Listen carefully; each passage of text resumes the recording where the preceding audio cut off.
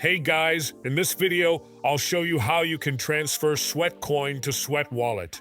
Alright, so let's begin with the video. First of all, open the Sweatcoin app and make sure it is updated to the latest version available.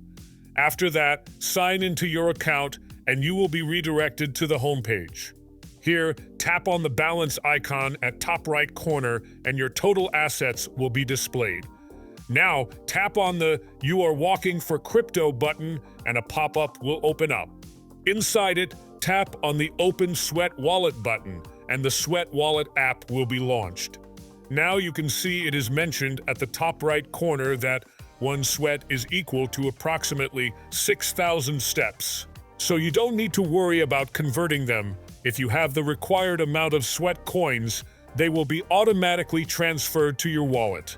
So that's basically how you can transfer Sweatcoin to Sweat Wallet. So that's all for this video. Consider subscribing if you find it helpful, and I'll catch you in the next one. Thanks.